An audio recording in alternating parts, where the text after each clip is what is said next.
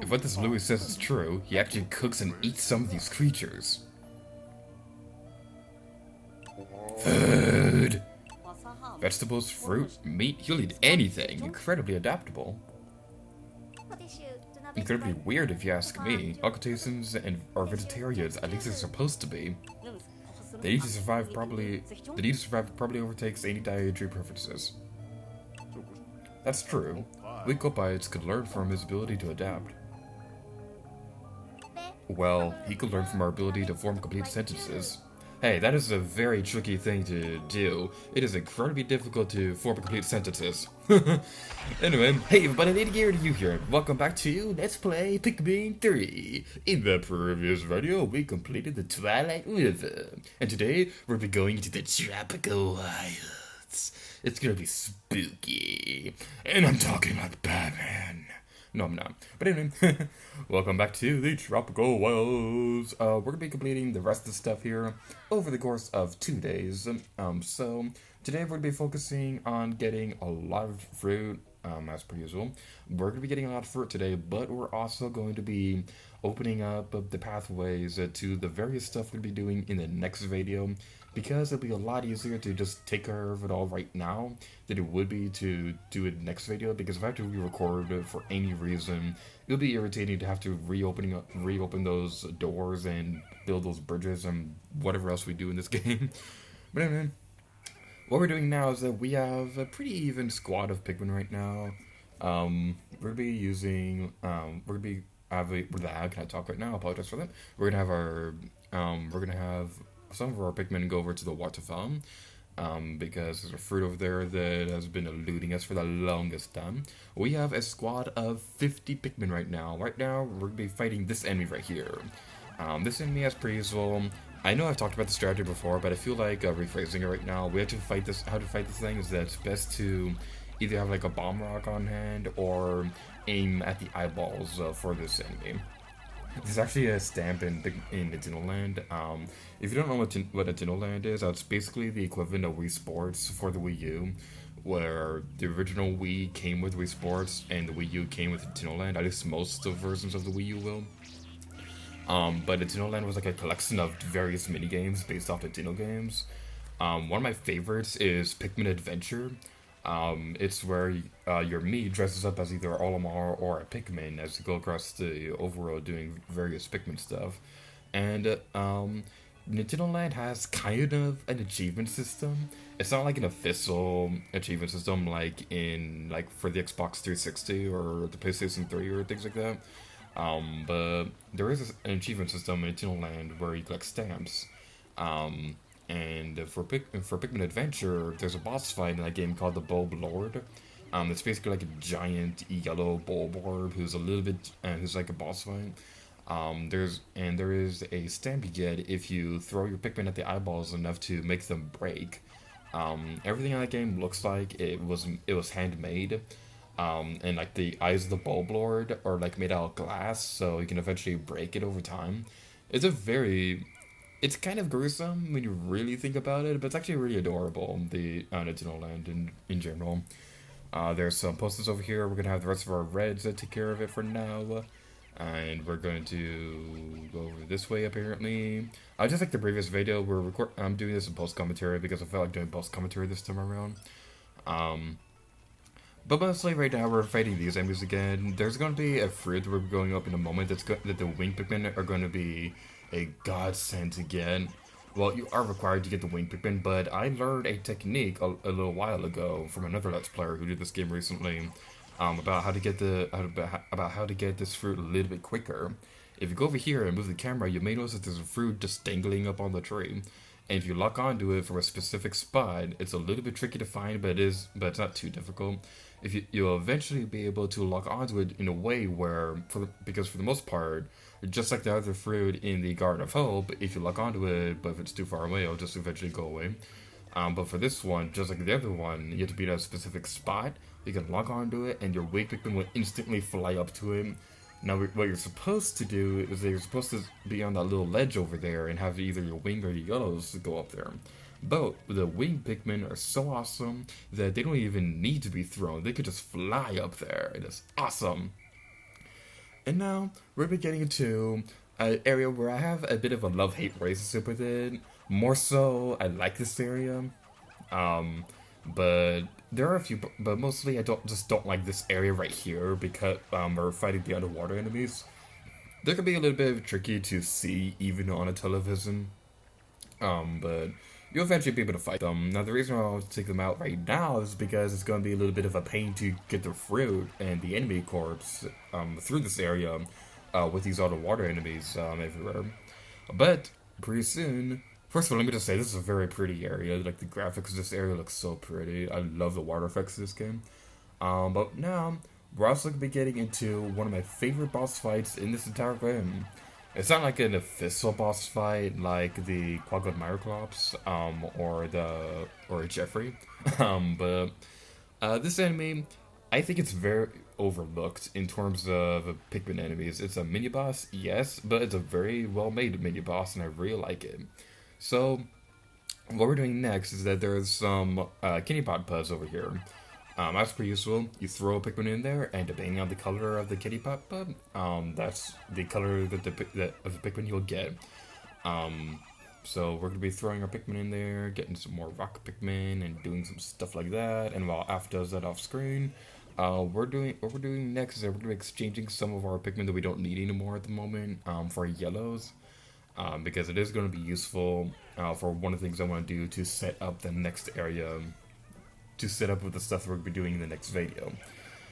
So what we're going to be doing next is that, again, while Alf takes care of the rock Pikmin sprouts, we'll be going over there and charging our Pikmin at the bomb over there so they can get bomb rocks and be super cool and stuff like that.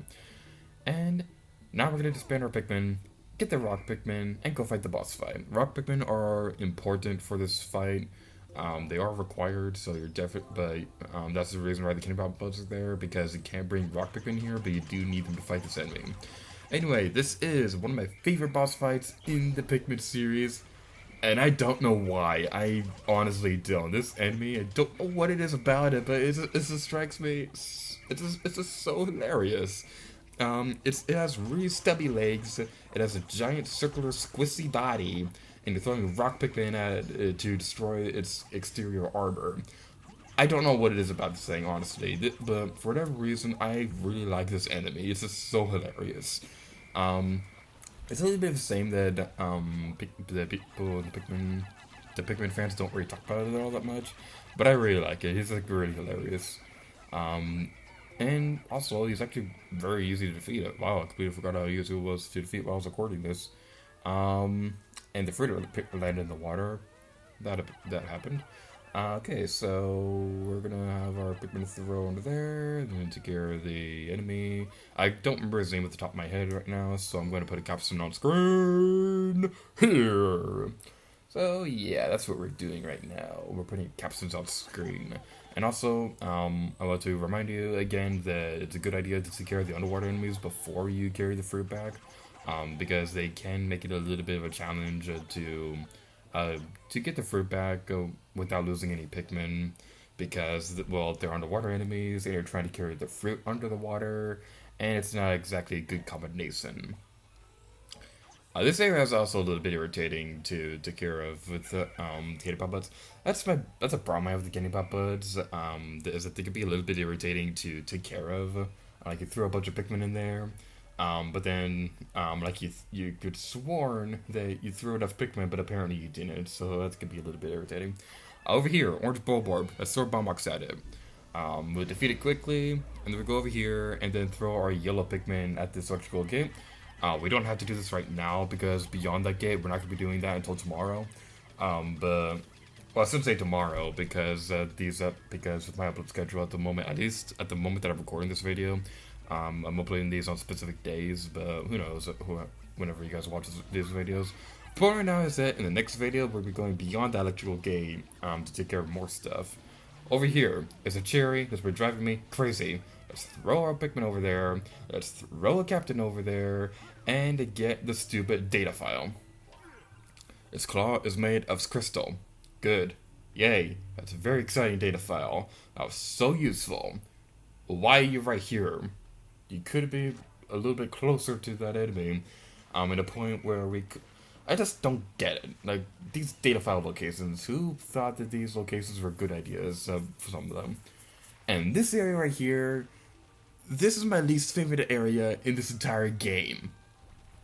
Let me stress why. This is not hard at all. This is a very simplistic area. But when you look on the gamepad, if you have not discovered this area already, then all you'll see is just like a little random star. You'll see the stars. They'll tell you where where the Pikmin fruit are, and when you look over here, even though you've explored what you think was the entire area, there's still a random star in the middle of nothing, and this is right here. And the opening of this area can be a little bit tricky to see. So, for the longest time, on my first playthrough, I could not figure out what was up with that star. I could not figure out a way opening to get in there. And then I figured it out, and I felt like an idiot. On my second playthrough, the same thing happened. I couldn't remember how to get into this area, because it's just so incredibly random. It's just like a random opening from a bridge. You normally wouldn't really have the camera pointed in the direction that this area opens anyway. But there's like a random star in the middle of nothing that tells you there's a random fruit there, and honestly, this is otherwise this will not be a very memorable location. But the only reason why I remember it now is because of how much I hate this area, because of how annoying it is to find it. And then there's a Pikmin, and then there's like a fruit buried underneath these fluke weeds right here that we have to have a wing Pikmin carry. And wing Pikmin themselves are fine. I like wing Pikmin. I've always loved wing Pikmin. What I don't like is again that location, the location of the fruit, because it's just like such a random location, and you see it on the gamepad map, but you have no idea how to get to it, and then you find it, you feel like a moron, and okay. I'm done talking about that, because honestly, I'm done ranting about that. But that's my least favorite location in the entire game, and I'm not kidding when I say that. But what it is hilarious, though, on a much brighter note, is the rock Pikmin sliding on the 7 right there on the secret file. It is so adorable the way that the rock Pikmin is like using the number 7 as a slide. It's like so adorable. Because now we're gonna have our use our potion to use our wing Pikmin to make our blue Pikmin turn to flowers again. When you throw a Pikmin into a decaying bud, a downside in doing that is that your Pikmin will return to a leaf. So if you have a fully grown flower Pikmin, then that's going to turn into a leaf. So it's a good idea to either throw leaf Pikmin in there or just have a potion on hand. There was actually a Pikmin type in Pikmin 2. They don't return at all in this game. But there was a third new Pikmin type in Pikmin 2, the Bulbmin. They were basically a Pikmin type. They were basically Pikmin that infected Bulborbs. So you'd have Bulborbs going around. They were immune to all hazards. But the thing was, you couldn't take them outside dungeons. But the good thing about them was that one very useful thing about them was that not only were they immune to all hazards, but they were also really great for candy bot buds, because since you can't take them out of the dungeon anyway, you might as well just use them at the best opportunity you can, which is a candy bot bud, which you can turn into a Pikmin that you can take out of the dungeon. I always really liked the Bulbmin. I'm a little sad they didn't return this game, but what I'd really like to see them doing for a future game is expand on the concept of Pikmin infecting other creatures, because Pikmin 2. There's a Pikmin type where it poisons an enemy if it eats them. What I'd love to see is another Pikmin type where if an enemy eats it, they get infected and you can control that enemy. Like it wouldn't work like on Wolowogs or anything like that, where you can either crush them, or a Fiery Blowhog where it burns them. But I'd love to see that where for smaller enemies like Bulborbs and stuff like that, where if those enemies eat this Pikmin type, they get infected, and you can control them. That'd be really awesome. I'd love to see that in a future Pikmin game, but they don't have to do it. It's just something I think that'd be really cool. But anyway, we got everything I wanted to get done today. We got all the fruit that we needed. We completed my least favorite area in the game, while also fighting one of my favorite boss fights in the game. In the next video, we're going to well, we also did a lot of stuff to prepare for the next video. So in the next video, we're going to be completing the tropical wilds, hopefully. So, yay, now we're waiting for the countdown to end.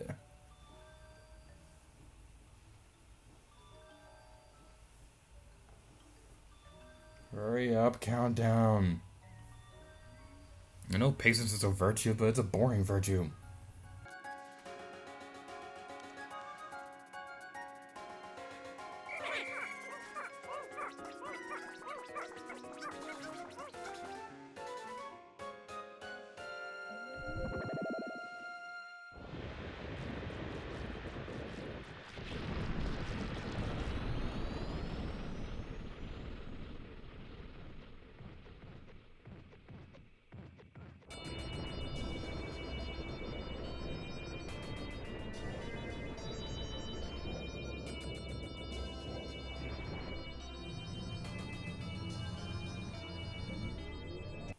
Yeah, never.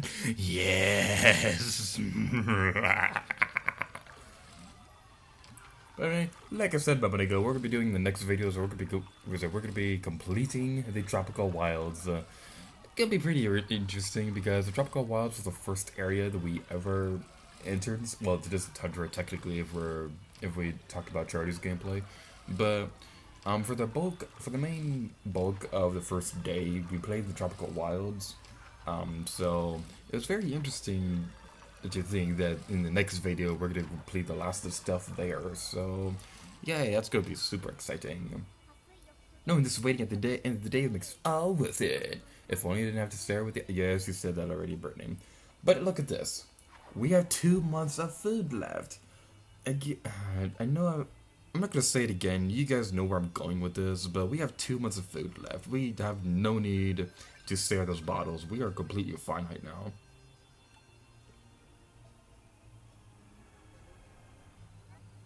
Fascinating. The yellow Pikmin actually have a lower body density and can thus be thrown higher than the other Pikmin. This is in addition to their ability to manipulate electricity and the appearance of their adorably large ears. And with that, we're getting this video off here. So, thank you guys so much for watching this video of Pikmin 3, and until next time, little gear to you. Oh yeah.